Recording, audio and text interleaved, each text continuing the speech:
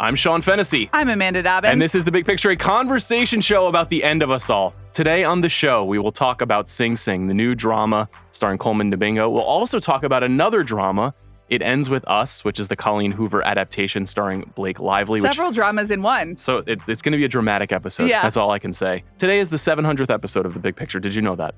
I did because you put it in the spreadsheet. Okay. Do you have like a separate spreadsheet that's just counting? Well, I have an archive of every episode. Okay. So an archive in like spreadsheet form? Yeah, like a list of every episode we've done.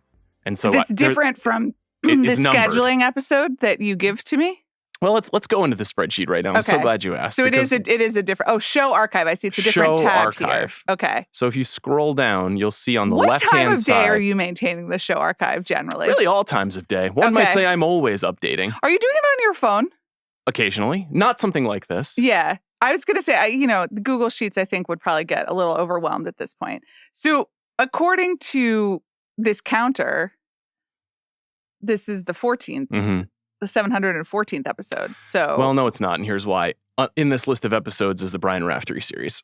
Oh, okay. So we've had two series from Brian Raftery. And I don't mind saying right now that we'll have a third. Coming later this month. I feel a little sad not counting Brian's shows as part of the extended Big Picture universe. Well, those are his episodes. Those are his shows. I mean, they definitely They're are. not the Big Picture. It's just the Big Picture presenting the work that he and the teams that make those shows do. We believe in it. We've worked on it. Yeah. He's part of the gang. 100%. Okay. In fact, he'll be on the show in a week or so to talk about what he has put together with the team here while we'll be out. I'm not actually going to be on vacation that week, so what am I going to do with my time? I got to figure that out. You've started scheduling podcasts for it, so you know. Oh, yeah, I did. That's right. It's fine. Love to record. Like, there are fewer of them, but still. Yeah. Well, you're going somewhere. You're going away. I know. We're getting ahead. Yeah. So I appreciate that. 700 episodes. You feel good?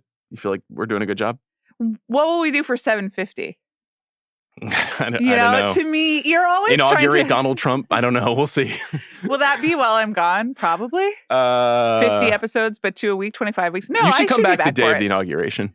I honestly that might be. It's around that time. Yeah. In theory. No, honestly, I think my return date might be Jan 6th. So that's a different situation that we can talk about. Maybe we can push that recording. How wonderful. Yeah, it's 700. Great. Love a round number. I do too. Yeah. We're not really celebrating in any special way. Okay. 700 is not really a meaningful number. We're going to talk about some stuff. There has been some news in the world of movies. Yesterday, we got word that the film Wolves, which is starring George Clooney and Brad Pitt, a big reunion of the Ocean's Boys, that Apple has financed. Two of the Ocean's Boys. Yeah, we'll talk about the other Ocean's Boy which again next week. They made a movie. Apple financed it. Sony is distributing it. And then we got word that this movie, which is going to open in wide release on September 20th, is now having a 1-week limited theatrical run and then going directly the following week to Apple TV+. Now, this is after the relative lack of success of Fly Me to the Moon, which we talked about, Scarlett Johansson's Channing Tatum movie, and also The Instigators, which opens today on Apple TV+, a new Matt Damon, Casey Affleck movie. Yeah. That did anybody go see? Did it open in limited theatrical? I don't even know.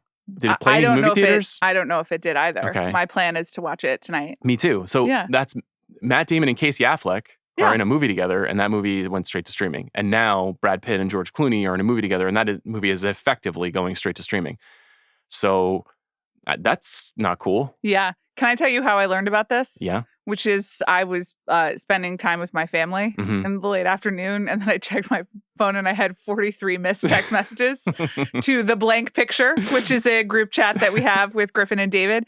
And I was like, oh God, someone like Bob Dylan has died or something, and then it was that this is only having a 1-week theatrical release. So like I'm coming at it from a different set of expectations than you are, just in that 10-second window of reaction. I mean, I can understand why this decision was made. Yeah. This movie, I would say, has not been marketed that well. It did not seem like it was going to open to gangbusters in the movie theater. It's obviously an opportunity to push more people to sign up for Apple TV+, which doesn't seem like a lot of people are doing that right now. So that's something that they need to continue to finance these movies. They did announce in that trade issue that F1 is still going to open wide, the Brad Pitt movie opening next year.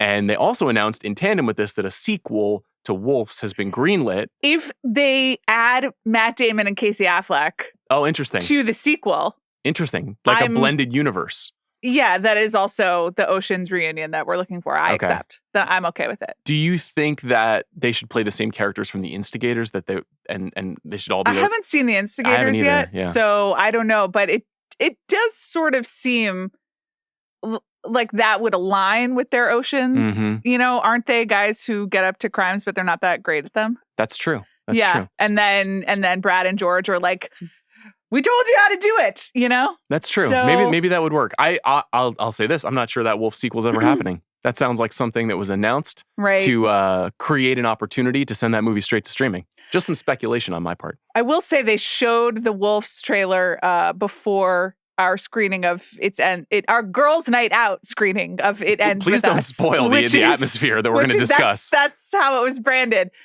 And I thought that was, savvy. I mean, I think they are both Sony related. Sony is distributing, just like Sony distributed Fly Me to the Moon and Napoleon. I was like, you should probably make this audience aware of the fact that Brad Pitt and George Clooney are in a movie together. It doesn't seem like a lot of people are. So, I mean, that movie's coming out in 5 weeks. I'm aware. Theory. I'm excited. Just not great for the big picture, just like movies. I just don't, I'm annoyed. The scheduling is really tough with our planning and also with certain life events coming up. Yeah. It's like, it's the end of September. There's like 5 huge movies opening and you're a number of weeks on the board. I could go into labor during Wolves in the theater, or that, Megalopolis or any number of things. That's right. There will be so many births in September, a month of birthing. I'm so excited. One other piece of news for you. Yeah. I've been starting to get excited about the movie Saturday Night. I've brought it up a couple of times here on the pod. Right. You brought it up yesterday in a movie in a podcast that people can listen to 2 months from now. That's right. So I did mention it too when I talked through the fall festival stuff earlier this week on the show. Of course you're excited about it. You love Saturday Night Live. I do. You're like and you're also a real comedy nerd. Yeah. I appreciate and enjoy Saturday Night Live. Mm-hmm. Grew up, in the Kristen Wiig, Will Ferrell, Maya Rudolph, like that, all of that stuff was important to me. I've read the book, the history book. I've seen the clips. I think it's funny. What did you think of this trailer? I'll set the stage. The movie is a all-in-one night comedy thriller is how it's been billed about the first episode of Saturday Night Live, which had quite a bit of chaos behind the scenes. Mm-hmm. And it stars a very honestly exciting group of young actors. Gabriel LaBelle from The Fabelmans, Cooper Hoffman, Philip Seymour Hoffman's son from Licorice Pizza, Rachel Sennett, Dylan O'Brien, Lamorne Morris, Corey Michael Smith, who we last saw in mid-December, Ella Hunt, Nicholas Braun as both Andy Kaufman and Jim Henson. So it's there's a lot here that is appealing. We talked about Jason Reitman, and he's tricky. Jason Reitman is hit or miss. So everything involving all of the cast members and the chaos and excitement and 70s vibes of Saturday Night Live, seemed accurate and fun. And I like a reenactment as much as the next person. Mm-hmm. And then the fact that the trailer is built around a 20-something white guy standing in a stairwell being told, they want you to fail. You need to succeed. I was just like, oh, Jason Reitman is back making movies. Yeah. So your mileage may vary. I won't debate that point with you. There's definitely something. I like both of those white guys, a lot. They're great actors. What if they're rebels though? They're white guys, but they're like Gary Hart. Think of the men who have led Jason Reitman films in the past. I don't know. Tully, young adult. He could tell a story about a lady. Juno. I think I hated both of those movies. Young I like adult both of those movies. was like irritating, and Tully was really, really good until the ending, which is one of the greatest crimes committed. Kind of an M. Night Shyamalan situation there. Yeah, but just really hateful against moms and women. So that was a problem for me personally. I didn't quite have that read, but I'm neither a woman nor a mom. So that was tough. I'm still really mad about that. What about Juno? It was funny. Okay. Will you show Juno to Alice, and at what age? And what will you tell her? Jesus Christ. Yeah. See? How's it feel? I mean, I will. Okay. I don't know if I'm going to say, hey, sweetheart, it's movie night. Let's sit down. Mom, you go out somewhere. You and I will sit and watch Juno together. Right. So there we go. But if she wants to watch it, okay. If she's going to be a cinephile, I'll tell you who's an interesting figure is Diablo Cody. I might be interested in Diablo Cody's version of Saturday Night. That would be interesting. I would as well. But I don't think that's what we're quite going to get. No. This script was written by Reitman and Gil Keenan, who is the director of Ghostbusters Frozen Empire. And it was also his writing partner on the previous Ghostbusters movie that he directed. I wasn't a big fan of either of those Ghostbusters movies. I also wasn't a big fan of a bunch of Jason Reitman movies, but when he hits, he hits. Yeah, those weren't very good. But the Slimer made me laugh. I didn't know that J.K. Simmons and Willem Dafoe were in this movie either. It's pretty good. Have you seen the Willem Dafoe Nike commercial yet? Not yet, no. I mean, Nike doesn't need my free advertising, but it's really good. I like it. I'm happy for him. There was some speculation that Saturday Night is now going to the Toronto Film Festival as well. Okay. I thought it wasn't going to play a festival, but now it sounds like it will. It's out really soon. That's it's great out in news October. for Adam Naiman. It's very funny news for Adam Naiman. We'll have to get Adam Naiman's thoughts on Saturday Night at some point. Chief, what would you say? Nemesis? Thorn in the side of the Jason Reitman industry? Yeah. I like Jason. He's been on this show. He's a nice guy. Chief critic of. Well, I think it has extended beyond a mode of criticism. Okay. It is. I mean, it's an art form. We're in bit territory. Yeah. It's comedy. Yeah. It's comedy. There you go. It's like Saturday Night Live. Shall we talk about movies? Yes, I love movies. So Sing Sing, before we started recording, Jack Sanders, who's producing today, asked me why Sing Sing is having this very unusual rollout. Because the movie opened in very limited release, I want to say 3 weeks ago. And it was only in New York and LA. Mm-hmm. And it seemed like in that first weekend, it did really good business. And this is a movie that premiered all the way back in Toronto in September and was sort of the other Colman Domingo movie in the fall festival season because Rustin was also premiering. And that was a movie that he eventually got nominated for Best Actor. And the film eventually got picked up by A24. They released it slowly. And now, as a few weeks have gone by, rather than like that 1 week opening engagement and then going wide or expanding significantly, they're taking their time with it.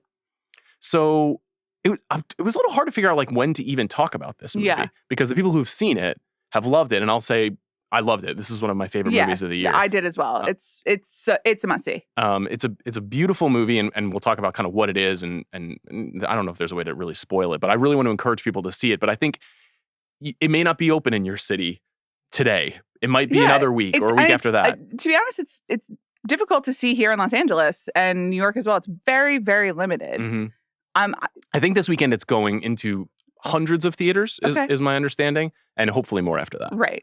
It seems like a slow awards play rollout. Very similar to the Past Lives playbook is my understanding of like festival premiere, build buzz, then hold it back significantly. Right. And then all of a sudden it's time for everybody to see this movie. So, let's talk about it.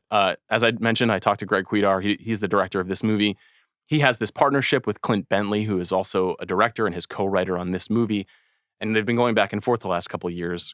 Clint had a movie, I want to say at TIFF, called Jockey, starring Clifton Collins. It was really good. And Greg was the co-writer. And they've been working on Sing Sing for a long time. And they learned about this program at the Sing Sing Correctional Facility. Rehabilitation Through the Arts. Rehabilitation Through the Arts, RTA, which is a program in which incarcerated men are participants in a theater program. They learn how to act, they learn how to write, they learn how to direct, and they learn how to collaborate and make art.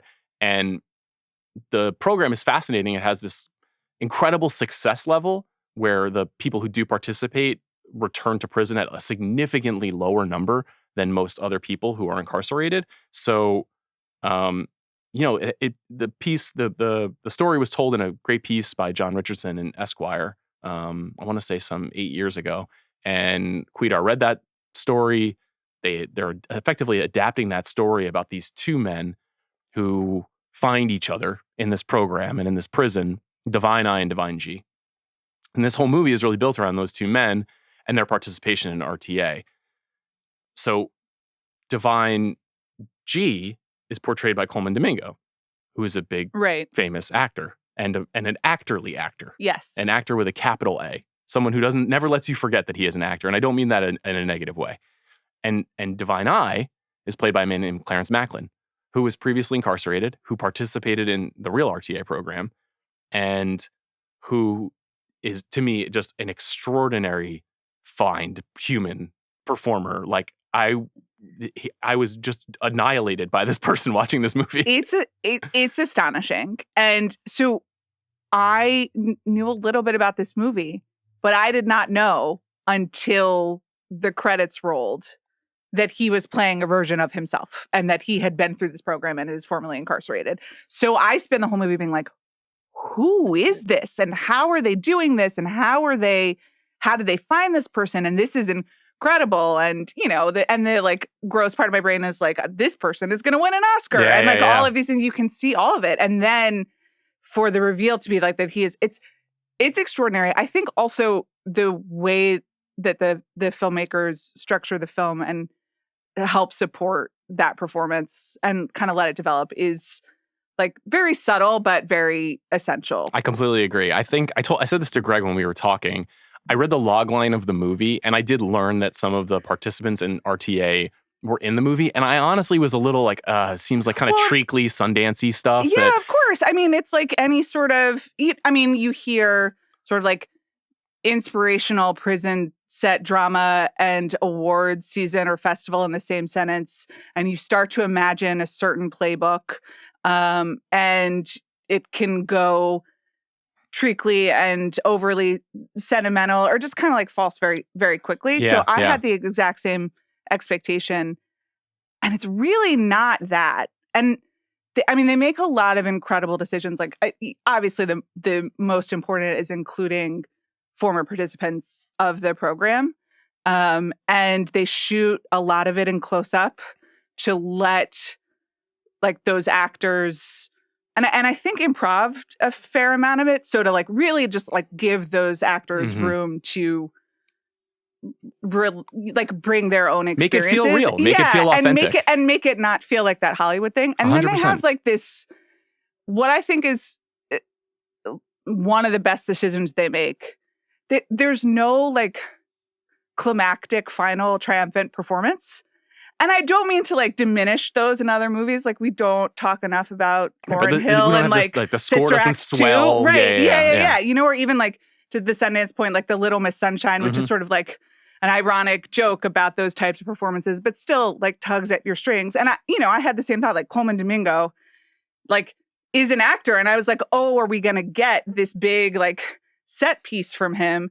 And I'm not above those, but you get snippets of their performance, but all of the revelations and all of the triumph are like between these men. In one-to-one conversations, yes. Or in rehearsal or in places where you're seeing like that it's between them, not about what they're doing for an audience. And it makes such a difference. I totally agree with you. I know that sometimes you cringe when I say how much I like a process movie, but this is really a process movie. Course. It's a process about, it's not just this organization does put on like Hamlet. They do put on, well-known works of theater, but they also write. And Breaking the Mummy's Code is the name of the show that was written by Brent Buell, who's portrayed by Paul Raci in this movie. And it's an absurdist, time-traveling, ridiculous story that allows the participants to play all of these crazy and zany characters. So it's a movie with like a real sense of humor, and it also has a real intimacy that you talked about. It's shot on Super 16, and so it's a movie that is kind of meant to make you feel as though you are like sneaking in on their rehearsal.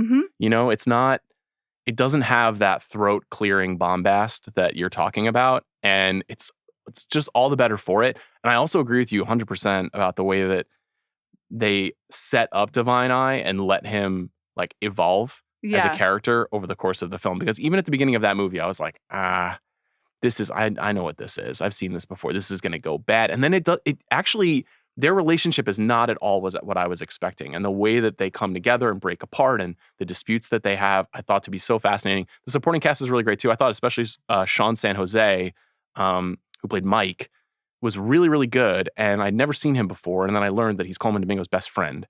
And that explains that they have an amazing moment where they're talking to each other in their own cells through a wall. And I was like, God, these guys, feels like they've known each other forever. Yeah. And they have. Right. And very powerful sequence. And the movie is just like a series of incredibly powerful sequences. And it does have the like sun-dappled men looking through bars out into the open free world. Like it does have some of those hallmarks of a prison drama. There's no denying that. But it's much deeper than that. Sing Sing look like beautiful at times. It's not actually Sing Sing. I think it was a decommissioned prison elsewhere. Right, but also shot. I believe like a decommissioned prison that many of the formerly incarcerated had actually been processed through at some point. Right. So going back to film it was like a very, very loaded, heavy situation for them as well. Yeah. It's so interesting. Like, I don't know how. It's not quite a feel-good movie, but at the end of the movie, I was like deeply moved. I was, and I wanted to see more of the lives of the people in the movie, and not in like a Marvel way. You know, I felt like I was invested. It also has like the one powerful sequence about the system and the injustice of the system that it just has one. And they really keep it pretty minimal, but it is like a total gut punch within the movie. So it's not without its ideas. And to your point, it's like not feel good, but you feel a lot. Deeply, and you feel really deeply about it. And you feel like that there's got to be a better way to do all this. So it absolutely has a point of view, but it really picks its moments. And I think a smart and powerful way. Yeah, I really liked it. I hope people go and see it. It's one of those movies where I think it really worked in theaters, but you could also see people really enjoying it at home. And one of the reasons why I think it has a strong awards chance is it's a movie that I think people will watch on a screener and care about and be able to feel connected to. Yes. And it's really heartfelt. Colman Domingo is a curious success story in Hollywood. You know, he's not 25. He's been acting for a really long time. He's a writer, he's a director. Like, he's done a lot of work. He's done a ton of theater work over the years. He's done work along the lines of what RTA does in his career. And it's only really like in the last 5 years. And I think you could probably say Euphoria is like what really pushed him into the center of culture. He's actually the one note in this movie where occasionally I'm like, this is a little big for what we're doing here. And the Divine G character is big very purposefully, and he's kind of portrayed as this like almost shaman-like creative at the center. He is like the playwright of the group and helps decide what the performances will be and who gets to be in the troupe for the season, etc. So I think there is supposed to be like a certain aura around him. And then I think part of the character's evolution and the movie's evolution is like pulling it apart a bit, which I think it really does well. Like, I do agree. In the moment, you're just kind of like, well, it's Colman Domingo. And this movie was apparently filmed in 18 days between the Color Purple and Rustin reshoots, or maybe I have that reversed. That's exactly what Greg told me. It's like a 18-day window between those two really big projects, and those are like big performances. Yeah. Exactly. So you see the balance, but like that's what the movie is about in a really lovely way. And so to watch like the snazzy Colman Domingo like kind of fade away and get broken down towards the end is like pretty amazing performance. Yeah, I asked Greg about this too. Like, there's something really interesting in the act of performing. We even have a little bit of it here on the show where a lot of it is teamwork and some of it is competition. Yeah. And like when you're an actor, you want to win your scene sometimes, and the Divine Eye character, you see him becoming stymied because he doesn't know how to do what Divine G can do or what some of his other, these people who've been putting on shows for a longer period of time than him. And so he withdraws. And then as the movie evolves, you see that like as he becomes more comfortable, Divine G becomes more frustrated. And it just has this really clever narrative tension between the two of them. And I did really walk out of the movie just thinking like the Clarence Macklin, not Colman Domingo. You can have both. It doesn't have to be either or, but he is really what sealed my love for the movie. Well, sure. And I think like the movie is even built around that, and narratively and like power dynamics. There's the great scene where there's a Hamlet monologue within this play, and Colman Domingo's character saunters in and is like, I will be like reading for Hamlet. And then he gets asked to leave the room because there's someone else reading, and it's the Clarence Macklin character. But of course he's like, wait, what, what's going on? Who else would read for Hamlet? Yeah. And then even the way the movie builds to that, like that final performance, which is like really the like moment of artistic triumph, but it's like in rehearsal and a bunch of guys. He's doing it for his peers, which is what is amazing about it. And an amazing performance of that soliloquy as well. There's another moment near the end of the movie where a man who had been incarcerated but left the prison comes back to visit the RTA group and just talks about his life. Yeah. That doesn't feel like a movie. Right. And is another thing, as a choice that if this were like a studio movie and not an independently financed movie, you'd be like, I think we should cut that part out. You know, like that guy's not like a polished performer. It doesn't really do anything for the story. You know, it's just a perspective that we're getting. But if you don't have something like that, you then don't get this incredible punch at the end of the movie. So a lot of really good choices made in this movie.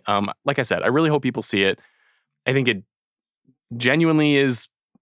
It is really the first challenger to Dune Part 2 this year. Like, to me, it's the first movie where I'm like, that movie's going to be nominated for Best Picture. And I think it could be nominated for Best Actor. It could be nominated for Supporting Actor. If it's not nominated for Supporting Actor, then they should push that. I mean, I think they will. And there's like, again, the part of my brain that started being like, ooh, like Oscar campaign, who is this guy?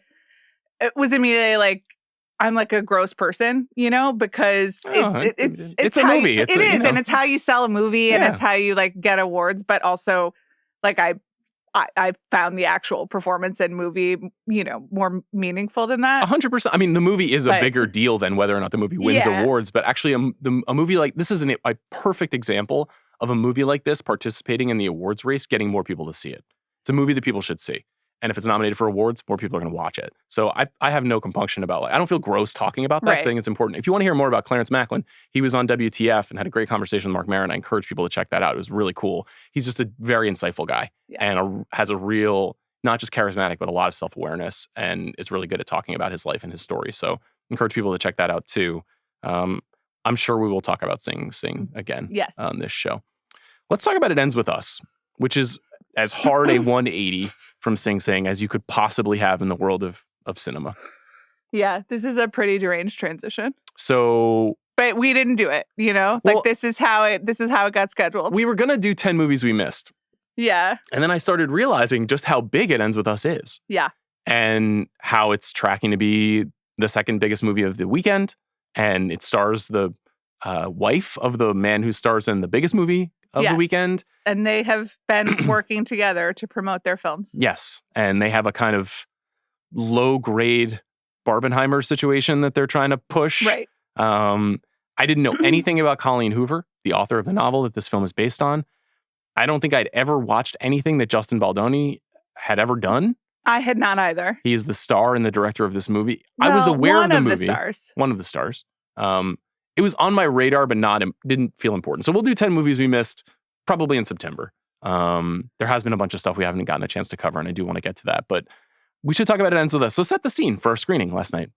Sure. So you texted me on Tuesday with a link to something branded as Girls' Night Out, It Ends With Us, which was an early Wednesday night screening that was available all over the city. Though I was very excited to receive this because I was the holder of a single ticket to It Ends With Us at another early screening that was not branded as Girls' Night Out. Alamo, I guess, announced it. Was it Boys' Night? It Ends With Us for the boys? Yeah. Well, who knows what's happening at Alamo. But they didn't announce them immediately because I was trying to figure out a way to see it. I knew that it was my job to go see this. Did you think I wasn't going to see it? Well, with vacation, I didn't know whether you would have the opportunity. Did not get invited to a screening for this film. Yeah, nor did I. I'd like to note. So I was really excited to get to go to a theater that I like more, closer to my house, with a friend. What a nice way of putting it. Yeah. With a fellow girl. With a fellow girl. Who, it should be noted, arrived in the parking deck almost exactly the same time I did. And we came onto the ramp from different angles. So I see this just absolute blur of a car like shooting up the ramp. And I was like, geez, who is that jackass? As he like cuts right in front of me to get into the level. And then there's one glimmering parking spot right in front of us that this jackass slides right into. And I was like, wow, who just stole that perfect parking spot from this nice pregnant woman that is me? Reader, it was Sean. So that was really special. Let's go back to the nice pregnant woman part. Yeah. Nice pregnant woman?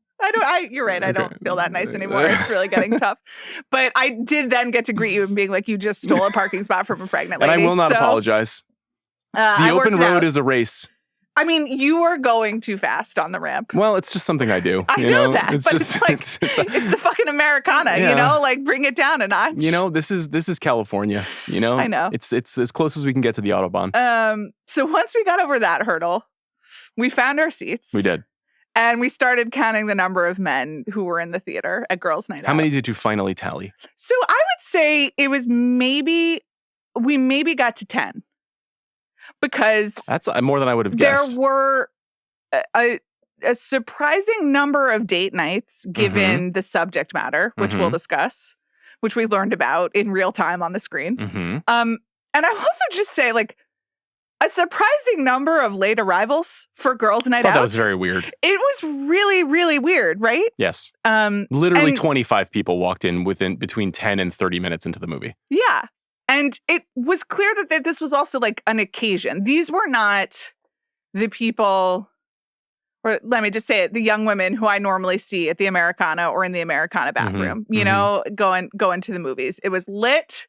They were dressed up. Some people were bringing flowers. Like, they were clearly there in groups. They were doing Girls' Night Out. It was a moment. Yeah, it was a moment. And everyone looked great. But like, everyone was done, except for me and you. I liked your striped shirt, though. I meant to say that. Yeah. Appreciate that. And so it wasn't like there wasn't thought put into this.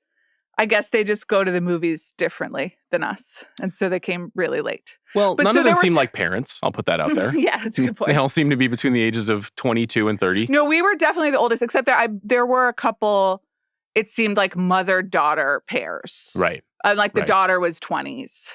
And so... Right. That makes sense. Yeah, but otherwise we were definitely the oldest people there. I mean, the movie itself, I sensed, you know, at some point this week that it had a kind of phenomenon quality. But like I said, I didn't know anything about Colleen Hoover. She is a romance novelist. I was looking at her Wikipedia yesterday. She's written many books. Yes. Like north of 25 books. Yes. It does seem like this is the signature book, and there has since been a sequel since it was published in 2016. And it's also kind of had two waves of popularity. So, I mean, I think she's been like a working novelist for 10, 15 years at this point, and started YA adjacent and has written like genre-wise, they're sort of hard to classify. I mean, I think they all fit under the romance tent. You used the phrase dark romance yesterday. Well, that is a phrase that I borrowed from my friend who's a romance, I was going to say expert, but she's actually like now a romance publisher and like editor. 831 Stories is the company. They have a book coming out in September called Big Fan. And she described it as dark romance. And what I learned from her on the night before we went was that all of the Colleen Hoover books, whether they are, you know, like pure romance or just fiction about women, that they tend to have some darker, unsettling elements, whether it's domestic abuse or just power dynamics, addiction. Like, things are not sunny always. And probably worth underlining that this subgenre of fiction has been propping up the publishing industry for about 5 years. And Colleen Hoover in particular has like sold more books than the Bible, like pretty literally the last couple years. More than any of your other like paperback trade fiction stalwarts combined. She has like 5 or 6 books on the New York Times paper, like one of the lists, whatever list she would be on, like simultaneously. She's like an absolute industry. And it ends with us, which I keep just wanting to call This Is the End, which is This Is Us. Or This Is Us, all a very different movie. But It Ends With Us is her most popular book, and it had like the first popularity surge pre-pandemic and kind of like the romance community, which is like a very powerful book community. And then is sort of like the foundational book of book talk, if you will. And so had like a second surge during the pandemic. Right. When in like 2022 in the book talk. Yeah. And I think that's when, and she was self-publishing for a while, and then certain publishing houses bought some of her books and like reissued them. And I think she has like, she's so prolific. She has like 6 different books contracted to like different publishing houses in the next few years. So she's self-made. It's like a very, very impressive story. Congratulations to her. Yeah. But I think you and I had 24 hours warning, but you and I were not expecting this to be like a very harrowing and multi-layered story about domestic abuse. No, it's probably worth noting that. I don't want to make light of that part of the story, but I do want to make light of the fact that this movie is fucking deranged and very strange. And I do understand in some ways why this kind of narrative resonates, but I did want to unpack with you a little bit why it is resonating so strongly with book readers and, in theory, moviegoers. So I did some reading of the book, and then I was just like bopping around trying to read at least excerpts of as many Colleen Hoover books as I could.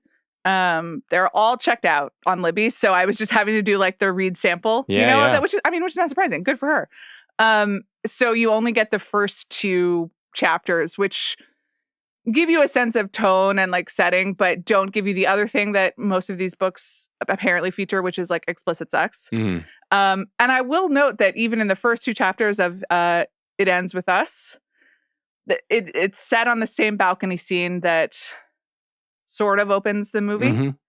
The meet cute, sort of. And it's both darker and more like hot and heavy than the movie version. Okay. But I didn't get to any like really go for it sex, but apparently that does happen. Well, let's talk about the movie in relation to some of those things. Yeah. I don't think we've said Blake Lively's name. She's the star of this movie. She portrays a young woman whose father has just died, and she returns to Maine, where she grew up. Plethora, Maine.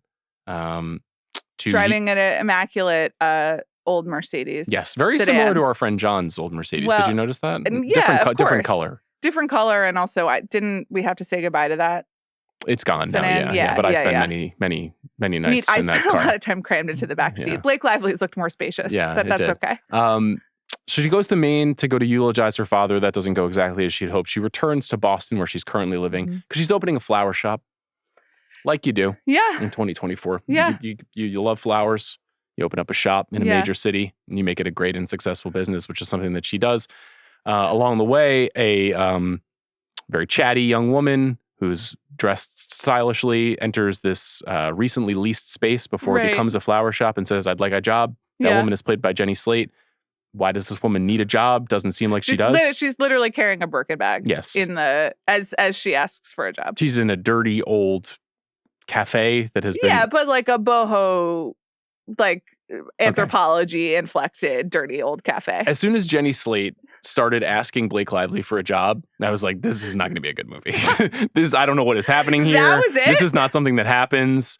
This is just pure poppycock. No. Because before that is the balcony scene, which That's allegedly true. Ryan Reynolds wrote. I don't know if you saw this. This is one of the... There has been some speculation that the Ryan Reynolds Blake Lively machine got involved in the production of this movie. Right, That's unconfirmed. we will talk about the drama later on. Okay. I've been on Colleen Hoover Reddit trying to solve the problems. Very exciting. But no. In that balcony scene, which is more meet cutie than in the book, in my opinion. Okay. But does it have a sinister quality in the book? Yeah. Or just sensual? I mean, he's like, well, both. Okay. Which is like kind of what I think the vibe is. But he's both like really about to break that chair. And there's like a lot of emphasis put on like the type of titanium steel so that the chair couldn't break, but he's like still hammering at it. So it's like more violent and then a little bit steamier. But the thing they have in common is they both have to talk about their naked truths. Right. And so the balcony scene involves them being like, naked truth. to each other several times. And I was like, well, this is where my comfort ends, you know? I was like, this is officially too awkward for me, but I'm going to keep sitting here. It feels like the movie at that point thinks it's a romantic comedy. Yeah. And I'll be honest, I didn't feel like I was getting enough signals aside from that kicked chair where the movie was going. And not knowing anything about Colleen Hoover or her work and frankly, not watching the trailer to this movie. Right. As the movie starts to evolve and becomes a much darker story, I was like, what the fuck is this? So there's two things. But you didn't even think anything of the fact that she had nothing nice to say about her dad at the eulogy? I mean, I suppose I noted that, and that meant maybe something had happened with her mother. Right. But and none of the scenes of like Blake Lively driving an old Mercedes like in a tortured way as like Grey's Anatomy light songs play, and people are like, it's a very good description. Soundtrack to this film is abhorrent. No, it is abhorrent. Don't spoil it. Anyway, in the book, she on that balcony scene lays out, my dad used to hit my mom. Oh, interesting. It's right there from the very beginning, which I thought was notable. And I do think the movie is trying to do a more rom-com structure. To wrong foot you? That's a weird thing to do in a movie with this narrative arc. I don't know if it's to wrong foot you. Okay, so this is actually very, very important. So I mentioned Justin Baldoni. He's the director of the movie. He's directed a few features. He was one of the stars of Jane the Virgin, and was like a CW star, and has become kind of an auteur in the last few years. He made a movie called 5 Feet Apart. In this movie, he portrays the man who, in the meet cute at the beginning of the movie, the man who may be the man of Blake Lively's character's dreams. And I feel like the movie, for as long as it can, pulls punches on who this character really is. And it feels like that choice was made because the guy who's directing the movie is also that guy. And it's not until like the very end of the movie do you really understand how dark this story is and some of the psychology of that character. There's a level of hiding the truth and then empathy for this character who, in any other circumstance, you'd be like, that guy's a piece of shit. Right. So I was very confused by that choice. I mean, I agree with you, and I think one of it is like endemic to kind of like the romance genre, and then one of it is endemic to a problem of trying to then make it into like a movie with a 3-act structure and character arcs that a movie audience responds to. But I sort of think, and again, I couldn't read all of it, but I spent, Colleen Hoover read it. You guys were doing the work. And I'm, I don't know if that's like the most representative of the Colleen Hoover community. I think they have other spaces, so I'm sorry. But I did my best to understand what's going on here. This is the most sensitive you've been about any topic on this show in like 10 years. I don't know. Colleen Hoover read it. You're doing the work. Listen. Well, they're not totally doing the work because they didn't solve any of like the set drama mysteries for me. But it's just like, people are really committed to this stuff. Yeah. And it seems like he is maybe both more obviously unsympathetic in the book, but also, or more on the wrong in like our objective sense, but the book's intent or what the book is doing is exploring like the complicated nature of a relationship like that. And that Lily is this person who still does love him, even though it's like taking her a while to realize like what's going on and how she feels and what she wants. So, and also the book is first person, and every book I read was first person, which I do think changes your experience of that. I mean, like, I agree with you. Are there any scenes that don't feature Blake Lively in this movie? I'm trying. A couple flashbacks, I guess. But she's in all of them. Well, in flashback form, but she's played by someone younger. Yeah.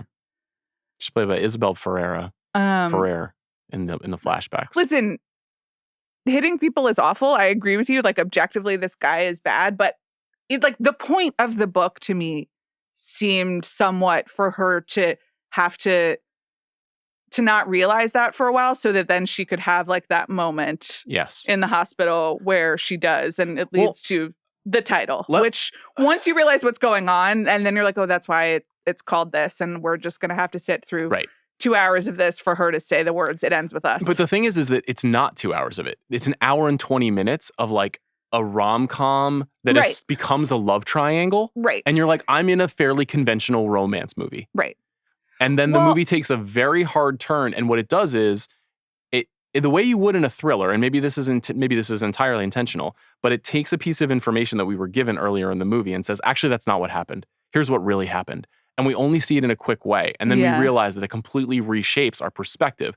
I was curious. I mean, I'm not going to read the book. Yeah. But how that information would be communicated in the book, because it just changes the movie entirely. And this was a movie that through the first hour, you and I were like having a lot of fun with. We were laughing. We were like at things unintentionally. I thought like, I don't really understand why Blake Lively is styled in the way that she is in this movie and looks kind of strange. She is styling. She famously does not have a stylist in real life. Right. And there are a lot of people who are very invested in her style choices, both positively and negatively, but like it's a thing.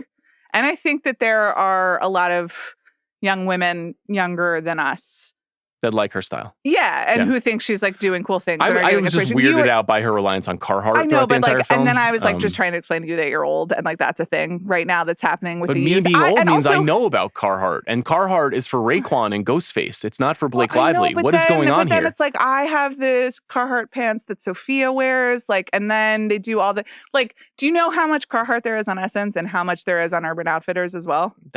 My culture is not a costume. Okay. Well. Okay. I'm just like, I like tried to explain that to you during the movie and after the movie, and you were like really upset. It was also the rhinestone gloves that she wore to get married in Vegas seemed like a real, like a hideous. Yeah, but she looked like Dolly Parton in 1984. You were really upset.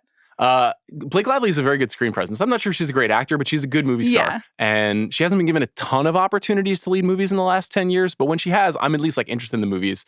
I think she fits into I'm trying to think of like what's a good historical comp for her as an actor, where she's like sort of glamorous, has enough talent to carry a movie, but not enough that you'd ever be like, you know who my favorite actress is Blake Lively. Obviously, she's become weirdly, significantly more famous in the last 5 years because she's married to Ryan Reynolds and she's best friends with Taylor Swift. So she's kind of at the front and center of our culture a lot of the time, at least the culture that we talk about on this show. She's pretty good in the movie. She's okay. I thought she was charming. And she's also like picking projects that, I mean, I don't think she has the big picture audience in mind. No. When she's, and it is sort of like I think that's a good thing. And I'm glad to talk about it on the show. Yeah.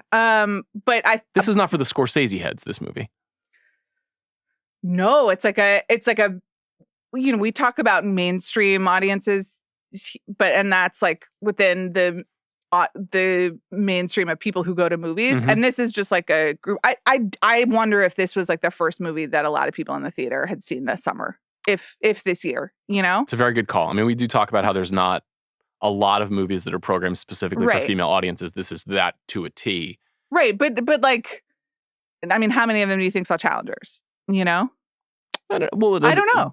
They may end up making about roughly the same amount of money. Right. Those two movies. So anyway, it's interesting that she did it, and I thought she was like pretty charming, and I thought she was actually most charming in that balcony scene, which is very funny when you know that her husband wrote it for her to like give her something to shine. But to go back to your structure point, I think there is something else here that is going to be a continuing problem. Romance is obviously like such a huge book genre with new audiences. We've already gotten like The Idea of You this year, the Nicole Kidman one, and the Zac Efron one. Hope he's okay. And A Family Affair. Yes. And we're going to get more.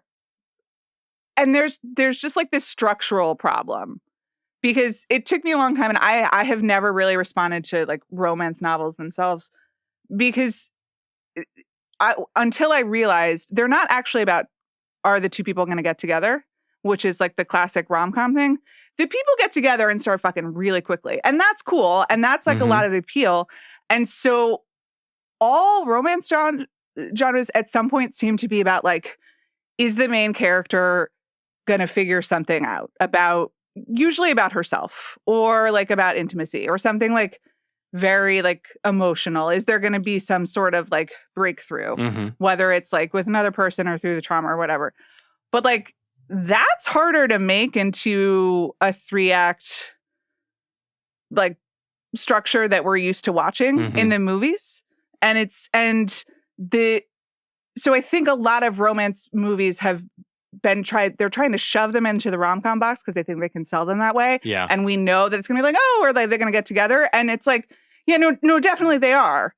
And it just the pacing and some of the story rhythm just doesn't quite fit yet. And I don't know how they're going to solve for it. Well, through the first hour of the movie, aside from the Blake Lively character's recollections of her abusive father, and also this, this flashback to a young love that she has with a boy, a homeless kid who lives across the street from her, who resides in a abandoned home across the street from her.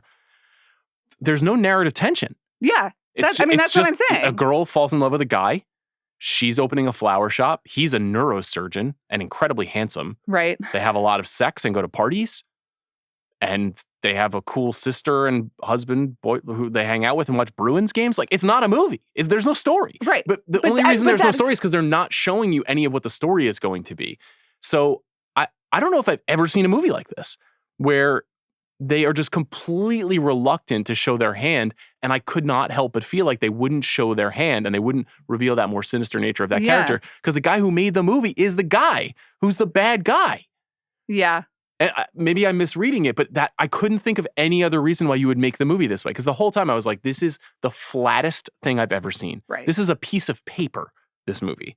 It is not, there's nothing robust about it. It was noticeable to me that when like the third guy showed up, there were like gasps in the audience because clearly the people who knew the story were waiting for this character. Right. Because, and that's another thing in the book, like all of those flashbacks are diaries that she's writing to Ellen DeGeneres. To Ellen DeGeneres? We do see her watching Ellen. Yeah, and I think film. that's like an Easter egg for the people who know. So it's like, they're called her Ellen diaries. And she's just writing about like, here's what happened to me, and you learn all about Atlas. What? I'm just telling you what I learned. I don't understand. Does she have a relationship with Ellen DeGeneres? No, I think it's parasocial. Do you think that there's a listener at home right now writing you a diary entry? Dear Amanda, today the unhoused boy across the street looked at me just so.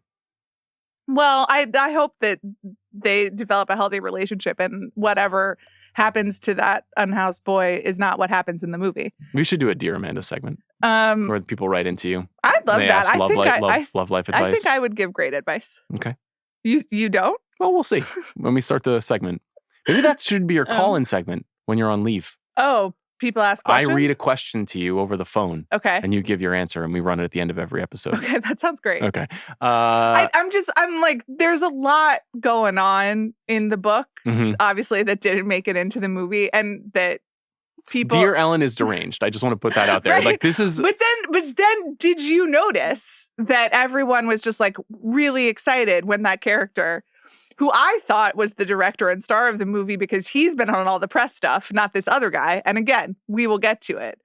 And some of the Colleen Hoover Reddit fans wish that they had more of the Atlas character because I think that is more of the romance and the promise of the book. So yeah, I think you're right that they softened him because he was the director and writer, but also because otherwise it's just, I mean, I don't know what kind of movie it is. The movie's 2 hours and 10 minutes long. This is a 90-minute movie that is 2 hours and 10 minutes long for some reason.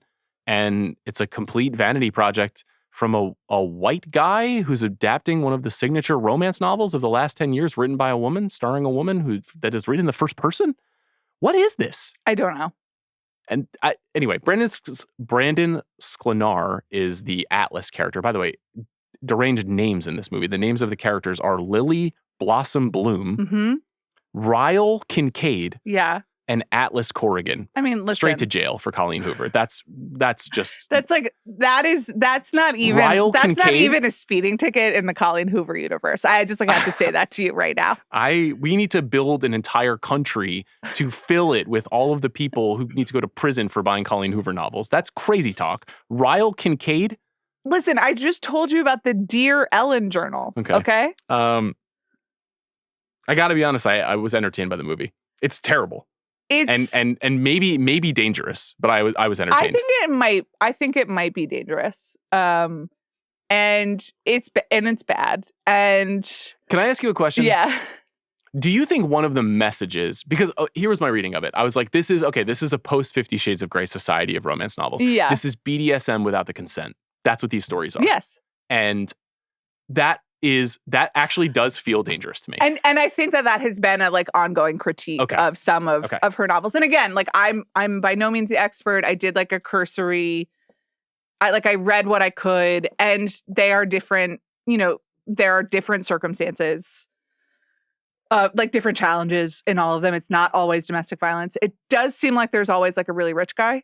Which is interesting, and a class story, and I there is a real class element in a lot of them, and then it does seem like there is at the minimum what we would call unhealthy relationships, and maybe the point of the books, if you want to be generous, is trying to resolve that and get to a healthier place, but it does seem like the enjoyment and why people are reading it is because of that dark romance nexus that you've identified. So I'm saying dangerous in jest. Obviously, I love movies where people get stabbed in the face. It's not actually dangerous, but I am fascinated. I was kind of ranting to you in the parking lot after the movie about this, trying to understand what is appealing about this. So in this story in particular, we can at least focus on that. The sex between these two characters, between the Justin Baldoni character and the Blake Lively character, is meant to be great. They have found it's PG. It's portrayed PG, but they have a physical, an intense physical connection, despite the fact that underneath the surface of the way that the story is told, there's something very sinister happening, and that he is not a good person. And so if that's something that recurs in these books, is the idea then that the best sex is with the most dangerous potential partner? I agree with you that it's troubling. And that's weird. Again, it's weird, and I haven't read, and that these are, literally selling as much as they are it's alarming. I don't know what to say. I just learned about it, but I agree with you. I'm not ignorant to the appeal of a bad boy. I'm just, this is a little bit, the last 30 minutes of this movie, I was like, what? This is wrong. This is wrong. Really, really messed up. And then but then he has a trauma too, and then it just keeps compiling itself, and there are weird bite marks that are it's really, I would agree with you. It's troubling. It's I don't have a lot to add to the fact that it's just I like to clutch my pearls every once in a while, It's really, really weird when you think about how many people who have read this. I was out to dinner, talking with my friend Claire and the other friends about it, and our server was like, "Oh, are you talking about the Colleen Hoover book?" And and I had a great conversation with her, but I was like, "Oh, this is what people want to have conversations about." Here's the one thing that. This is the real father of a daughter's jumping out here when I'm watching a movie like this. No, it's horrifying. And I sort of feel this way. I mean, this is uniquely weird, and it's I don't want to paint the entire romance genre world with this brush, but in general, I don't understand them. I do wonder though whether this movie was even made for people who don't know the twist and who don't know what's coming. Meaning it was only made for book readers? Sort of a House of the Dragon situation? Yeah, but I just, everything that you're saying about this guy just seems normal and they have a happy life. Maybe if and you're not like us, two idiots, then you're oh, this is sinister. There are a couple of clues, but not a lot. I don't understand Justin Baldoni in general. It's a West Side male model thing. Again, I was very flummoxed by Blake Lively's costumes and Jenny Slate's as well, though they were funny. Yeah. I thought she was, I'm a big supporter of Jenny Slate. I thought she was very good in a movie that is at times ridiculous. The idea that this is representative of Boston in any way is great note. Is like as another question that I would pose to the group. And then you mentioned the soundtrack, which like I think after like 4 songs, because it's just loaded with them, I turned to you and I was like, I did this soundtrack, like as a joke. And then 30 minutes later, what is I think supposed to be the emotional core of the movie, which is a flashback to 2 teenagers having sex, is set to like a Wispy Girl cover of Skinny Love by Bon Iver. And you and I like were disrespectful. We like simultaneously, without looking at each other, we both burst out laughing. Like no one else laughed in the movie theater. Like really audibly. Like and everyone else was like, "Oh, this is like a very important moment," and you and I just could not contain ourselves. So Justin Baldoni has to go to jail for the movie, and then he can get out of jail and then back to jail for the soundtrack. Like this is a double crime. This is a recurring complaint with me. Of like any movie targeted at women, like automatically just has like the most garbage soundtrack like ever of all time, and I don't know who to blame for it. I thought the Idea of You soundtrack was pretty good. So I was thinking about this. Do you think the Idea of You is better than this? So much better. Now I don't know if it's going to be like more successful, but that movie has Anne Hathaway. Like just Anne Hathaway alone, an Academy Award-winning actor. Set aside all the crazy domestic violence stuff, and you know, I think that this movie is batshit, with alarming aesthetic and moral choices. But I also am like, is it maybe like more complete as a movie than The Idea of You? Perhaps. So it is at least true to what it is than The Idea of You, which was like trying to be for us, but is like not for us. No, it is for me, as I've said. The Idea of You is a movie that I liked. Yeah. I'm not afraid to say it. In fact, I liked it quite a bit. I'm actually wearing my Idea of You shirt. After I saw the movie, I Googled Anne Hathaway ombre shirt, Idea of You, Coachella. And how many of those articles of clothing that Blake Lively was wearing will you be buying? Absolutely none. So what's the better film then? Riddle me that. Can we talk about the Justin Baldoni drama for a second? Yeah, I mean, I don't really understand what's going on. No one does. But like you excitedly told me as we walked into the movie after the parking incident that there's drama and that Justin Baldoni, the director and writer and one of the stars of the film, has been doing press completely separately from the rest of the cast. The cast is not acknowledging him. He, I guess, is speaking about the cast, but the rest of the cast is pretending that he doesn't exist. And I did then find out that Blake Lively, Colleen Hoover, Jenny Slate, everyone also unfollowed him on Instagram. Dun, dun, dun. But no one knows why. Well, what do you think he did? I mean, he made this movie, for one. That's right. So that's They tough. all saw it and they were like, unfollow. That's funny. You made yourself look nice. I don't know, because then there are a lot of like clearly pro Baldoni like people in the Twitter comments. Who are they? Listen, who leaves comments on the internet? You know, it's like a whole other investigation. It's not you and it's not me, but it's a lot of people. And there's like clearly a pro Baldoni bent that's like, I heard that Blake Lively and Ryan Reynolds tried to take over the movie. I did read those rumors as well. Right. But, you know, why would they then unfollow him? Because he probably fought back. Okay. In all likelihood to won. retain ownership of his film. Well, he holds the directorial credit. Yeah, we don't know if they won. We don't know what they wanted in the movie. We'll probably never know. It's a great rumor. All right. The idea of not acknowledging the second lead and director of the movie on the press tour is fascinating. Right. I'm not sure I've ever heard of that. So, because you told me this right before the movie started, but I have never seen anything that Justin Baldoni was in besides this. You never saw Jane the Virgin at all? No. Okay. Musicals, you know, the theater kids. Jane the Virgin a musical? I think you're thinking. No, I'm thinking of Crazy Ex-Girlfriend. I don't know. Okay.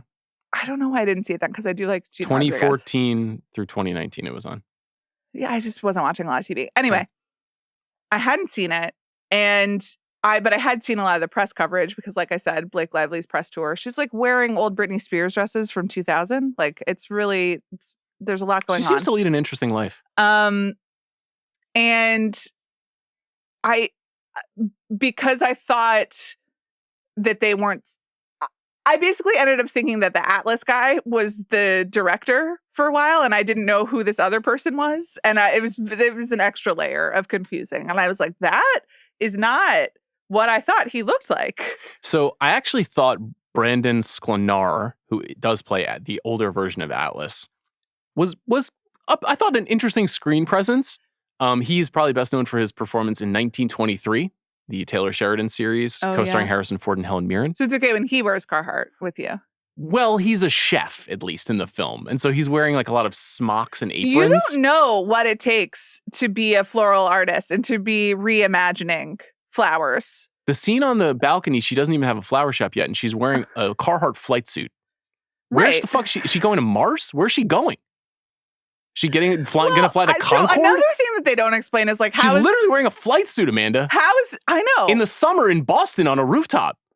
How is she funding any of this is another question that I have, because even though he's a very rich neurosurgeon, it's never like she has any concerns about money and is just like leasing the flower shop, and it's going to be a riveting story about class from the mind of Colleen Hoover. So you could say like, well, maybe she's just wearing that's one of her outfits. Mm-hmm. It's true that you don't see it again. You see many other Carhartt pieces. I mean, I wouldn't wear it. There's also one thing that's supposed to be sexy where they're about to have sex, but she's not ready, so he puts her pajamas on over her fishnets. And then she has to sleep in fishnets with pajama pants on top of it. And that is just not comfortable. Have you done it? No, but like, I'm just like, you got to take any sort of like hosiery off before you put your pajama pants on. I'll tell you what, I'll do it tonight. Okay, let me know. Not a big pajamas guy, personally. I like them. Not something I really understand. I feel like they're made to be filmed. Yeah. Or you're in private. But like you have home clothes, right? Certainly. Yeah. So it's just like home clothes. I don't want, when I'm going to bed, I don't want to have to button anything. Right. I'm like coming up on a phase where they're like actually very useful, because when nursing, you have to like, you need the button access. Yeah. And, you should get some of those Carhartt straps, like that would be great. Listen. That apron was like that, had that button opening there. That was impressive. Yeah. Sklenar, the other thing about that guy, mullet. Well, that's the thing. You were like, you thought he was good, but you hated his mullet so much that like anytime he showed up, you just burst out laughing. I was like, they just let this guy have a mullet. So also, what happens to him is that he opens like the best restaurant in Boston, which, is maybe not like a huge feat, but still, they do things a little differently at Root. Right. And it's like dedicated to the memory of Blake Lively's character, Lily, or whatever. But the memory of a living woman. Right. Or like some shit about a root that's like strong that she told him once. But it's like carrots on a plate. Like, I don't know if you clocked that food, but that was just like they do things differently. Yeah. But like the carrots didn't even look that nice. Food comes out when it's ready. Yeah. Meant to be shared. Maybe they have mac and cheese. They definitely have Brussels sprouts. I was like, oh, I've seen this menu before.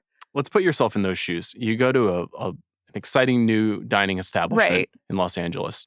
You walk in. Who's behind the table kitchen? Well, no. I would hope not. I would hope you would never have a black eye. So remember when I walked into the poll? I do remember and lightly concussed myself. Was actually very scary for me. And I actually did have a black eye. Yes. And I was like walking around for a week with a black eye. Yeah. And it was like very stressful. I had to lead with a lot of, I just went back to work after having a baby and walked straight into a poll to like try to, and like the more I did it, the more made up it sounded. But that actually is what happened. So, I have been there in what I thought was an accident situation. Well, when that sequence in the movie happens, and the audience is meant to think that this is all big one misunderstanding. Yeah. I once again was like, this is not a film. Like a movie in which somebody accidentally got a black eye in the home because of an accident. Up her trauma.